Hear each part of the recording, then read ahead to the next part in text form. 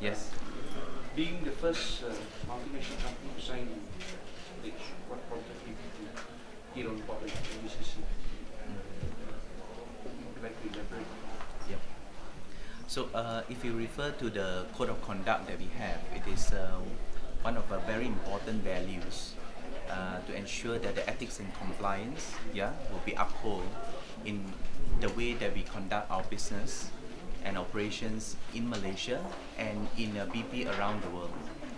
So it is actually part of our value, and we see that it is very important to declare it to our business partner and suppliers so that they can actually then come together with us and understanding this very important aspect of the anti-corruption, anti-competition, and a lot of other laws that come in place, because when we opening up our boundaries and borders, we will be subjected to all these rules and regulation beyond what you see in Malaysia.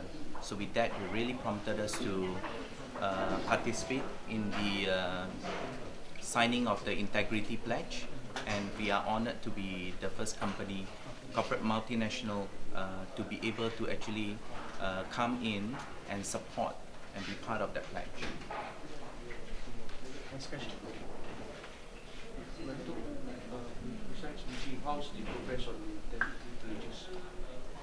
Progress in terms of what? In terms of the Numbers. public, the numbers, As to date, there are 103 companies, MNCs and also local companies, have signed the Corporate Integrity Pledge. That is the national figure. So we are still promoting, because we want every, if possible, every company to sign this. So when everybody sign this pledge, they will subsequently implement anti-corruption program and also integrity enhancement program. So if everybody do a bit of their part, so ultimately we'll have hopefully a corrupt-free business environment in Malaysia. So the signing of this pledge is only the first step. The follow-up action will be implementing the programs. So in this respect, the MACC will assist if they request, in terms of educating the employees, giving expert advice on how to detect corruption risks and how to address those risks.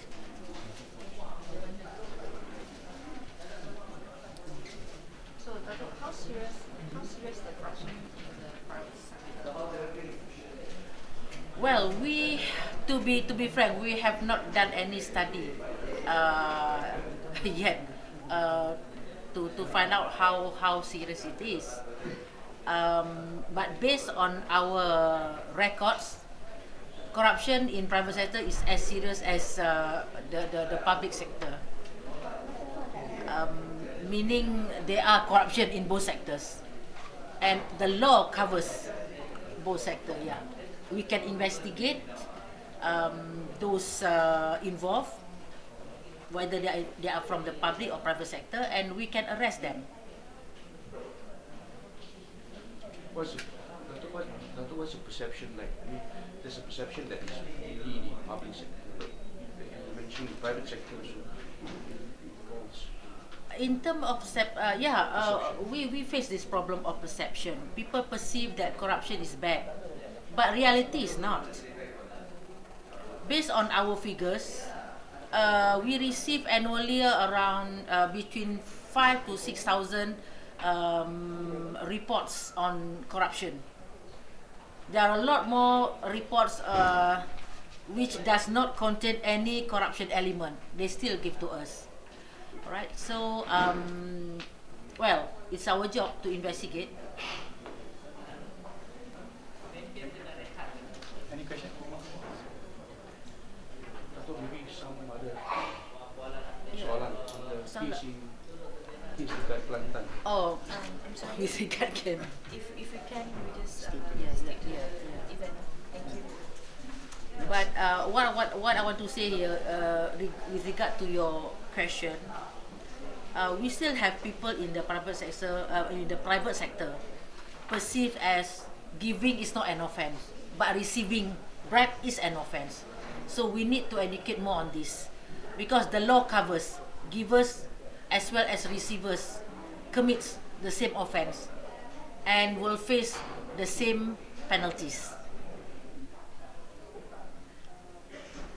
In the public sector, we have this campaign, fight the givers. So we educate the public sector that if person from the private sector tries to or offer them bribes, then they should report to the authority.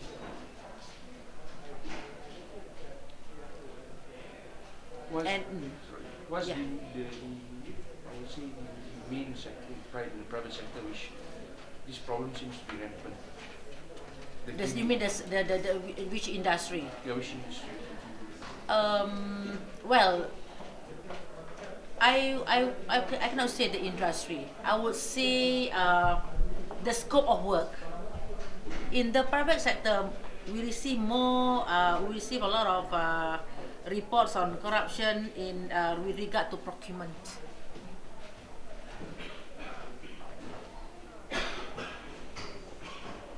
So I think this area you have to look into, because there is a lot of opportunities for corrupt practices in the procurement processes. Is there a rough figure, ballpark figure? We don't have we don't have the figure. Sorry. Can we get a chance to other media? Any questions? Susan, Nama? Any more questions? Other questions? Yeah. Other questions? Okay. But not on investigation cases. I don't want that to dominate the subject matter of today's event. Any question to Mr. Wright? Do you have anything for Mrs. Lindsay? Questions? Can I make a general comment? And I attach a lot of importance to being here today to witness the signing, the exchange of documents on this integrity pledge. I mean, the British government has passed legislation covering anti-corruption through a Bribery Act. It attaches a lot of importance to major British companies, and BP being a classic example, upholding the highest standards of integrity, of setting out the pledges, setting out the commitments to values that we regard as synonymous with what Britain represents overseas through its companies. And we have ourselves interaction with the MACC and stand ready to support that organisation in all its efforts to combat corruption in Malaysia. And as Dado has just highlighted, one area of particular concern is in the procurement sector. And it's an area that British companies come to us and talk about and say, we need your help to ensure a level playing field. So we will be doing all we can to support British business in achieving that level playing field, and where necessary, working closely with the MACC to achieve that. Can I make just one clarification? I mentioned earlier that when you asked me how serious is corruption in private sector and public sector, comparing the two is more or less the same. But it doesn't mean that the level of corruption in the country is serious. I hope you get that right. All right. Yeah. But we get less support from the private sector in reporting corruption cases. So that's why the figures always show more the government side being arrested. Because the private sector, they don't want to report to us. Why? What are the reasons? Well, we haven't conducted any study on this, but I believe that that is part of business transaction, which is not. I don't believe if you don't bribe, you don't get business. You still can get business. So is there any plans to conduct a study? You mean a study on The giving. the giving? No, On the I'm private based on sector. my on our reports that we received and the number of arrests that we made. Just now, we talked about the procurement or the. It is one of the area that's been a key focus for most of the companies. Yeah, and as a British company, I believe that when we partner with our customers and suppliers, to let them know our code of conduct is really critical, and the suppliers especially, we are trying to help the Malaysian suppliers to actually meet the standard as well in the way that we procure, and it is a very important tool for them to be associated with an organization that is clean and uphold the integrity, because that carries a lot of weight into the procurement exercise moving forward. It is not just about price and services, it is also about whether are you, have a very good process and standard if you are going for some international bidding, and the way that you are going to go into a tender process. That carries more weight moving forward. So I guess that that itself will also help a lot of our suppliers and our customers to really understand that if you want to deal with us, we are clean. So make sure that you are clean as well. Yeah. So that is really important. Okay. So, Thank alright, you. thank you very much.